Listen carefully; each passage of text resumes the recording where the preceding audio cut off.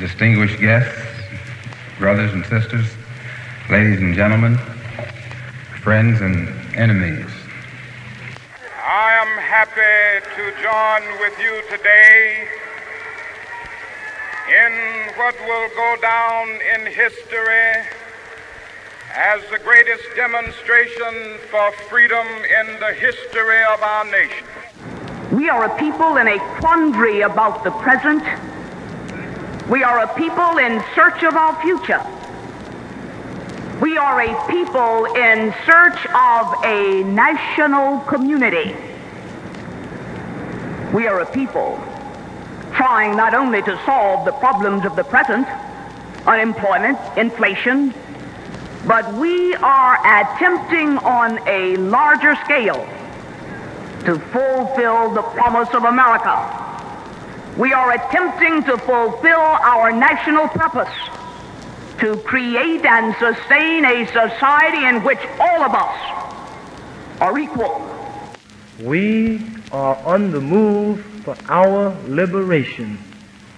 We have been tired of trying to prove things to white people. We are tired of trying to explain to white people that we're not going to hurt them. A century has passed, more than 100 years, since equality was promised. And yet the Negro is not equal. A man is born free. But 100 years later, the Negro still is not free. 100 years later,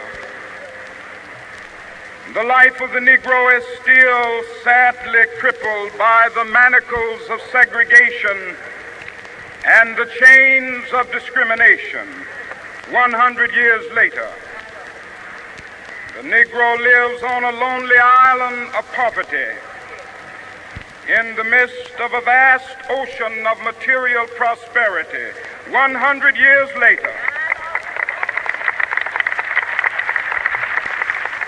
the Negro is still languished in the corners of American society and finds himself in exile in his own land. Of all our studies, history is best qualified to reward all research. And when you see that you got problems, all you have to do is examine the historic method used all over the world by others who had problems similar to yours. And once you see how they got theirs straight, then you know how you can get yours straight.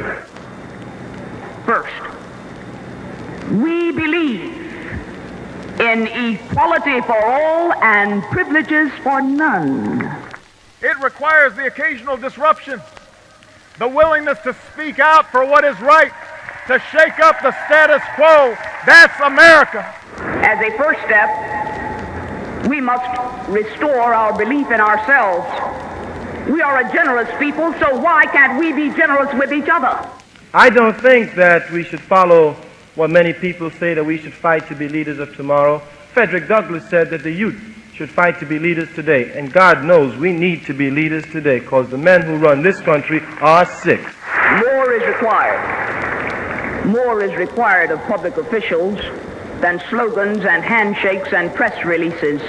I want to be the president who helped to end hatred among his fellow men and who promoted love among the people of all races and all regions and all parties.